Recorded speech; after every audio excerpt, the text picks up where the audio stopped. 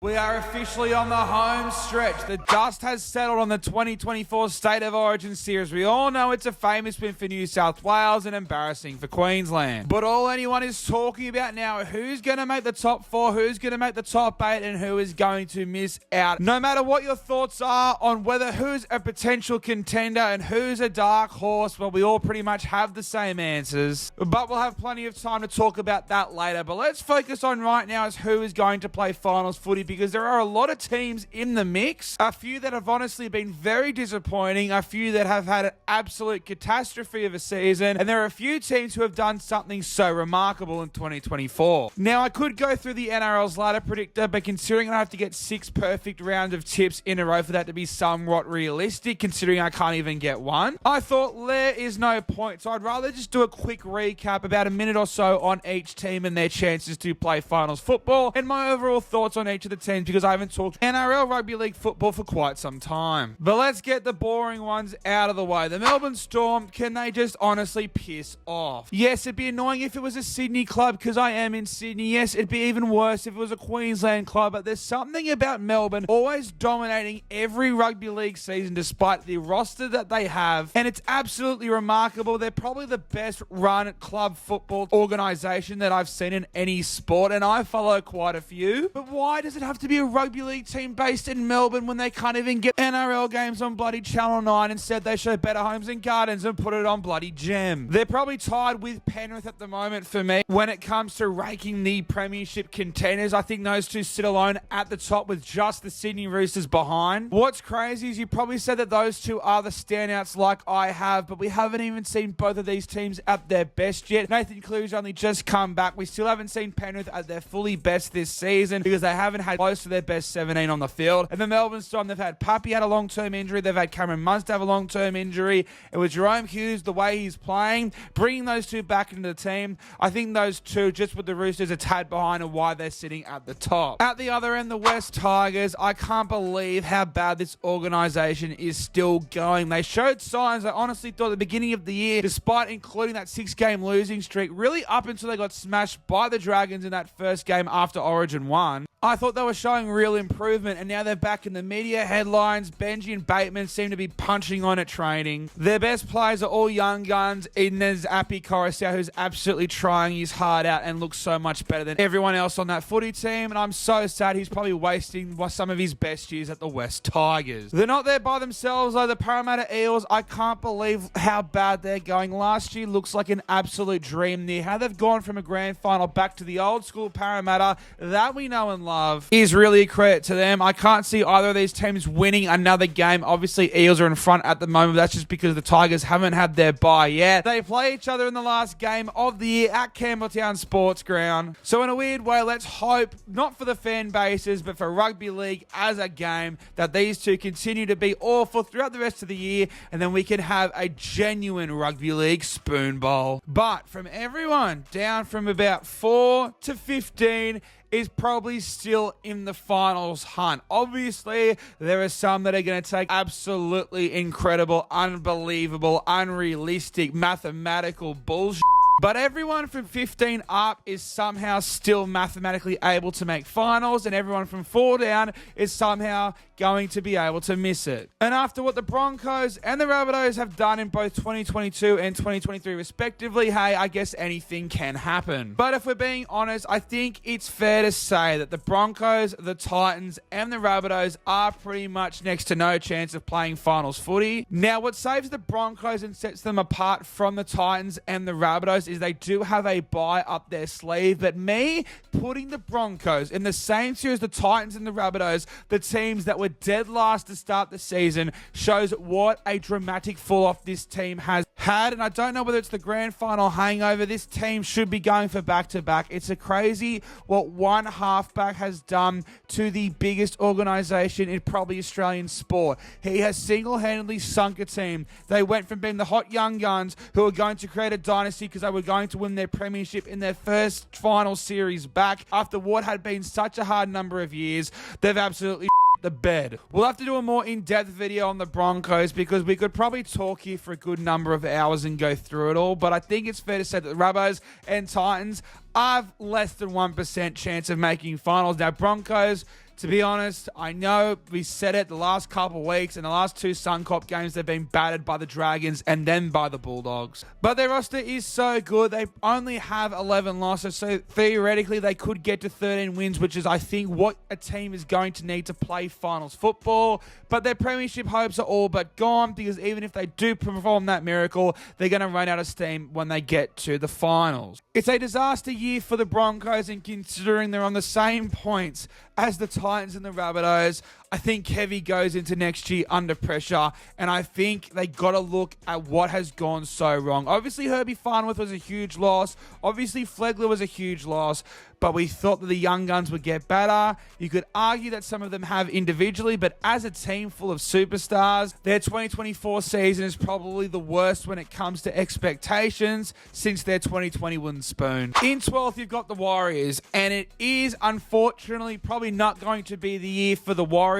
Another team that draw really can hurt them or really can define them. It's just going to come down to the other teams above them, which isn't the position you want to be in. Luckily for the Warriors, they do have some 4-point games, and that's the beauty of this NRL draw. Manly, they play the Bulldogs, they play the Raiders, and they play the Warriors. The Warriors also play the Bulldogs as well. I think the Raiders and the Dragons play. That's just off the top of my head. So the good thing for all these teams is that they're going to be plenty of 4-point games. A lot of these teams have their own fate in their own hands. Unfortunately for the Warriors, they're probably not one of those teams. They've got a few 4-point games in there, but they're going to have to hope some teams fall off.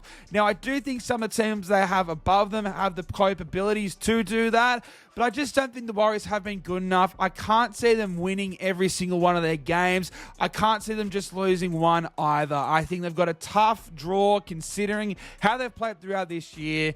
And unfortunately for the Warriors, it's just been in the same case of what we've seen over their career in the NRL so far. The Newcastle Knights sit in 11th, and to be honest, the way they've been playing, I probably have them behind the Warriors. I don't think they're going to be making the finals. The team that came out of nowhere last year, they've lost their biggest strike weapon, Bradman Best. Kalen Ponga has come back, but he isn't clicking with his halves just quite yet. They've been real disappointing in the last 2 games against teams that they could have beaten to put themselves in a very good position. Maybe they can come back in off this bye and be absolutely world beaters again, but I just can't see it happening. Now, for 9 and 10, I think these are the 2 teams that could potentially go into the top 8. While everyone below them has a mathematic possibility, I think these are the 2 that are the biggest wild card. The Dolphins in 8th, the Raiders in 9th, and the Dragons in 10th are all currently tied on 24 points. Manly is just above them on 25 without the bye. The Cowboys also don't have the bye, so realistically, Manly probably put on 27 points, and the Cowboys, they're actually tied with the Sharks for the top 4. Then you got the Dogs in 26, just 1 win ahead of them. So I think the Raiders and the Dragons can catch fire and can make the 8. I think the biggest wild card here is the Dragons, because the Dragons have the capabilities to turn up like they did on Old Boys Day at Wollongong against Penrith and get absolutely pumped, and then they can go on the road and upset one of these big dogs. They've been so inconsistent all year. They've somehow managed to win some games they should have no chance of winning, and then they've also been pumped in games that they probably should win. But lucky for them, their draw isn't actually too bad. They've got them some games in that they probably will lose, but I think the Dragons, from here on up, these teams have their own fate in their own hands. The Dragons and the Raiders, respectively, don't have to rely on the current top 8 teams to fall off. I think they're both a realistic chance to jump in the top 8. Out of the 2, I'd probably go towards the Raiders. They've done this before. Ricky Stewart always manages to find a way to get in the top 8. And the Raiders,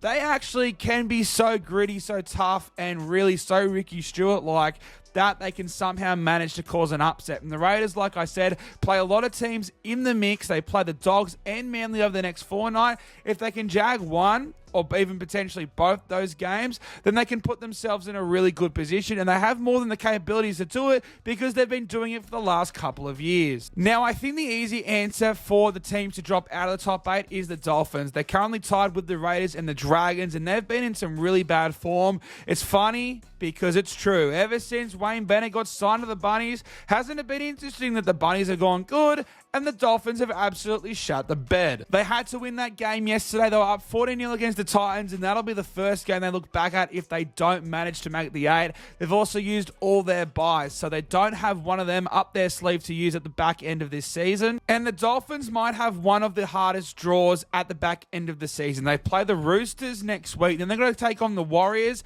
then they're going to take on the Bulldogs, the Storm, the Broncos, and the Knights. So theoretically, all these teams have a chance of playing finals footy. They might come up against the Broncos and the Knights at the right time once they have absolutely no mathematical chance of making the top 8. But they've still got to play Melbourne and they've still got to play the Roosters. So maybe they can win against either of those teams. They obviously beat the Roosters in an upset last year, and this one wouldn't be as crazy as that. But if I think any of the top 8 teams can fall off, it is the Dolphins. As in who's next to line to potentially fall out, it pains me to say, but I do think it's Manly. Now, Manly do have the bye up their sleeve. They've got 5 games to go, and realistically, they only need to win 3 of them, but they only have 2 left at Brookie Oval, and they're both not in great Brookie Oval time slots. And that home record is really becoming a problem for Manly because they're getting these big wins at home. I mean, they're the only team this year to beat the Storm, Penrith, and the Roosters. But what people forget is all 3 of those games were at Brookie Oval. And away from Brookie Oval, they haven't been that great. They got bailed out against the Roosters. The Roosters could have really put a cricket score on Manly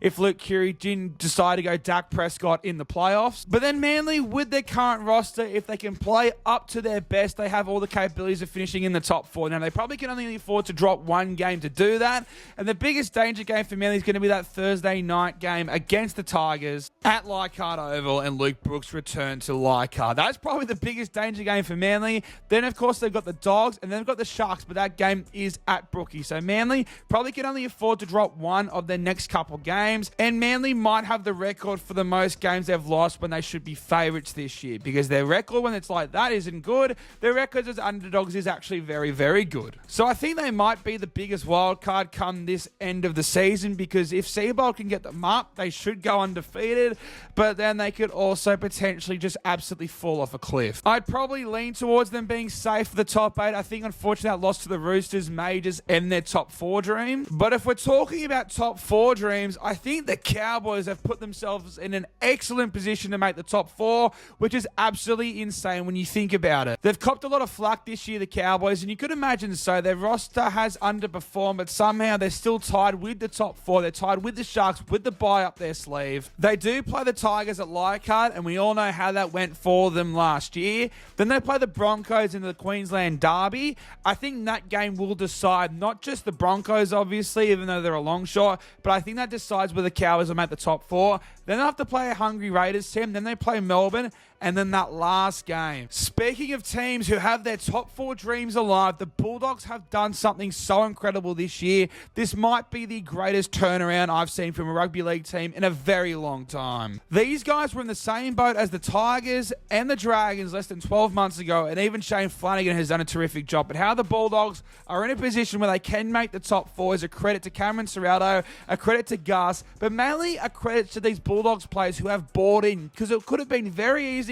just to turn around when they got a bunch of injuries throughout that origin period. Instead, I don't think they've played a bad game since Magic Round. So looking back on that Raiders loss on that first game of Magic Round when they had the 2 sin bins and still couldn't get the win, that might have been the turning point in their season. You'd imagine the Dogs only need 1 to 2 more wins to lock themselves into the top 8, and that's why I think they're in the business for the top 4. They play the Raiders this week, then they got the Dragons, and then they got the Dolphins, then they got the Warriors, then they got Manly, and then they've got that game against the Cowboys. So let's say the Dogs can go undefeated for the next couple of weeks. They play Manly, and then they play the Cowboys. The Dogs may have a chance to get top 4, and it may be up to them to do it. And the way they've been playing, I don't think there's any chance with how they fall off a cliff, because if there's one team you know who's going to turn up and try their guts out each and every week, it's probably Penrith, and then it's the Doggies. They deserve a video to themselves too, but I do think the Bulldogs and the Cowboys are in a position to make the top 4. The team that's currently blocking them, though, is Cronulla, and Cronulla may have just kissed the rugby league gods, because they have have one of the easiest ends to the season of all time, but they don't have Nico. And if we go back to the start/middle portion of the year, they beat all the big dogs and then they fell off and lost to all the middle teams. Hopefully they've had a chance to reset. They don't have another bye off their sleeve. They've obviously coming off that loss to Cowboys, and considering how the Cowboys are going, it's not too bad considering they don't have Nico Hines. You'd imagine they only really need to drop 2 games to make the top 4. They obviously play the Titans next week and they play the Rabbitohs this week. So Rabbitohs and Titans both need to win to keep their small mathematical chances alive. Then they play Knights, who are in the same boat. Then they play Dragons, Warriors, Manly. So I think as long as they can solidify that top 4 spot and then they could, just rest their plays, they can set themselves up for a finals run, because whether they make the top 4 or even the back 4, I guess you could call it, in 5th or 6th, they just need to win a finals game. They just need to get that over and done with. Whether it's easier in an elimination final, if they go at the top 4 and go out straight sets again, that would honestly be worse than finishing outside the top 4 and going out in the first week to, let's say, the Dogs or Manly or the Cowboys. It does set up to be a cracking end to the 2024 NRL season. Reading that, seeing that all these teams are playing each other is so good. If I had to go off vibe though, I've got the Storm winning the minor premiership. I just think they got too many games in the bag. Penrith do play Melbourne, but I just think they've left their run a little too late for the minor premiership. I can't see the Roosters losing. I mean, they're beating everyone but Storm and Penrith anyway. They don't have to play either of those two again. For that 4th spot, I think it is between the Sharks, the Bulldogs, the Cowboys,